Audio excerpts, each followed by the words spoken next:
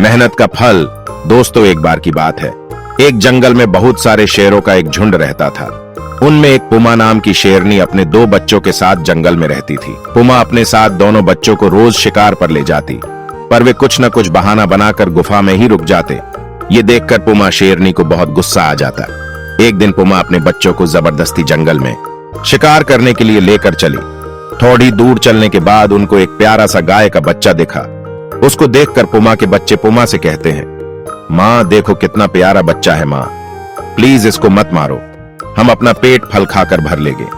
अपने बच्चों के मुंह से ये बात सुनकर पुमा थोड़ी सी दुखी हुई और अपने मन में सोचने लगी, हे भगवान, आखिर मेरे बच्चों को ऐसा दिल क्यों दिया, ये इतने दयालु स्वभाव के क्यों बनाए। इतने में गाय अपने बच्चे को खोजती हुई वहां पहुंची और पुमा से बोली, बहन शुक्रिया, तुमने मेरे बच्चे की जान बख्शी। मैंने सोचा तुम एक पत्थर दिल मां हो, पर तुम एक मां के साथ साथ एक अच्छी रानी भी हो। देखा दोस्तों, दूसरों को मारकर जीना कोई जिंदगी नहीं होती, दूसरों के साथ जीना जिंदगी होती है। क्या तुम सच कह रही हो माँ? हाँ बेटा, मैं सच कह रही हूँ। आखिर शिम्भा परी को अपनी माँ क्यों बोल रहा था और इतने बाघों ने शिम्भा पर हमला क्यों किया? आओ साथ मिलकर वीडियो को पूरा देखते हैं। एक बार एक रहस्यमय जंगल में गुनगुन नाम की एक जादुई परी रहती थी। गुनगुन सभी जंगल के जानवरों के साथ बड़े ही स्वभाव से रहती थी। उसका जंगल के बीचों बीच रहने वाले 3 राजसी शेरों के साथ एक विशेष बंधन था। वे शेर जंगल के राजा होने के साथ साथ पूरे जंगल की रक्षा करते थे और उन्हें वन के संरक्षक के रूप में जाना जाता था। गुनगुन अक्सर प्रकृति की सुंदरता और अपने शेर दोस्तों की संगति से घिरे जंगल में घूमते हुए अपने दिन बिताती थी। एक दिन दूसरे जंगल का राजा, जो एक टाइगर था जिसका नाम था जकाला, एक दिन उसने अपने बेटों को बुलाया और उनको बताया, सुनो बेटा, मैंने अब तक तुम्हारी परवरिश बहुत ही अच्छी तरह की होगी। मेरी परवरिश में कोई कमी रह गई हो तो बेटा मुझको क्षमा कर देना, क्योंकि आज मैं तुमको एक बड़े खजाने के राज के बारे में बताने जा रहा हूँ। तुम सभी मिलकर दूसरे जंगल जाना, वहाँ उस जंगल तुमको 3 शेर मिलेंगे जो कि उस जंगल के रक्षक है। उन शेरों की गुफा में तुमको खजाना मिलेगा। अगर तुम उस खजाने को ले आओगे तो इस पूरी दुनिया पर तुम्हारा ही राज होगा।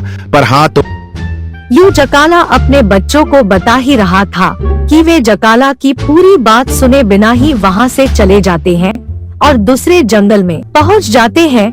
जंगल में वे सभी खड़े होकर आपस में बातें कर रहे थे। तभी पीछे से एक सफेद शेर का बच्चा, जो उस जंगल में रास्ता भटक गया था, चुपचाप उनकी बातें सुन लेता है। फिर जकाला के बच्चे वहाँ से चले जाते हैं। अगली सुबह वे जंगल में शेरों की गुफाओं की तरफ निकल जाते हैं। इतने टाइगर को देखकर जंगल भय और डर से थर-थर कांप रहा था। वे टाइगर जंगल के सभी जंगली जानवरों को बड़ी ही बेरहमी से मार रहे थे। जो भी उनके रास्ते में आ रहा था सभी को मौत के घाट उतार रहे थे। यूं थोड़ी दूर चलने के बाद उनके रास्ते में बड़ा सा विशाल हाथी आ जाता है। हाथी उनको देखकर बहुत ही घबरा जाता है और डर कर भागने लगता है। वे सभी हाथी को चिरगत से घेर लेते हैं। तभी हाथी उन पर बोलता है, देखो बेटा, मुझे मत मारो, मैंने क्या ही बिगाड़ा है तुम्हारा। अरे मैं तो बेटा तुम्हारे बाप दादाओं की उम्र का हूँ और अपने से बड़ों को मारना अच्छी बात नहीं होगी बेटा। क्षमा करें बाप जी, दादाजी हमसे गलती हो गई, हमको आपकी बात नहीं सुननी चाहिए थी। आपने तो इमोशनल कर दिया, कोई बात नहीं, हमको इस जंगल की तबाही से मतलब है। ऐसे करके वे सभी हाथी को भी मार देते हैं और थोड़ी देर बाद वे सभी शेरों की गुफा के बाहर पहुंच जाते हैं। तभी एक कहता है, अरे ओ बाहर निकलो 3 इडियटो, क्या डर कर गुफा में घुसे हो? जबान संभाल के बात करो। शेर के मुंह से ये जवाब सुनकर सभी टाइगर तीनों शेरों पर हमला कर देते हैं और उन शेरों को मरकर सारा खजाना लेकर वापस अपने जंगल में आ जाते हैं।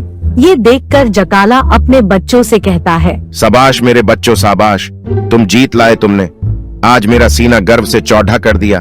तुम्हारी माँ होती तो वो आज बहुत खुश होती। ये कहकर जकाला अपने बच्चों से सारा खजाना रखने को कहता है। उधर जब गुनगुन जंगल में आती है, जंगल के सभी जंगली जानवर का हाल देखकर वह बहुत रोती है।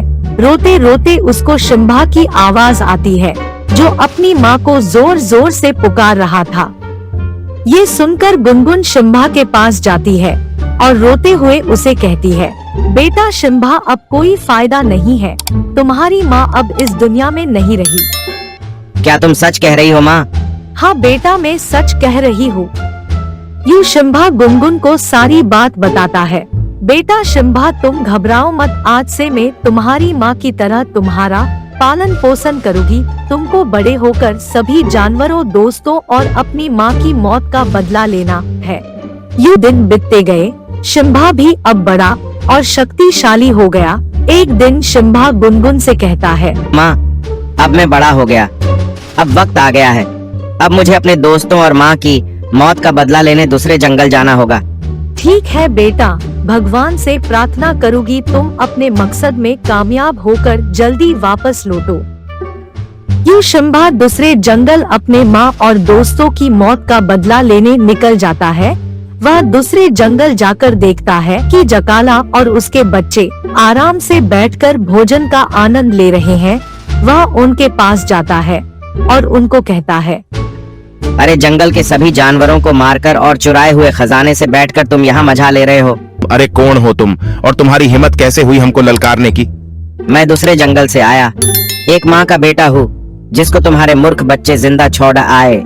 अरे मूर्खो, मैं तुमको पहले ही बताने वाला था, पर तुमने मेरी पूरी बात नहीं सुनी। जाओ, अब खत्म कर दो इसको। ऐसे वे सभी टाइगर शिम्भा पर हमला कर देते हैं और शिम्भा अपनी जादुई शक्ति से उनको और उनके पिता को मारकर अपनी माँ और अपने दोस्तों की मौत का बदला लेता है।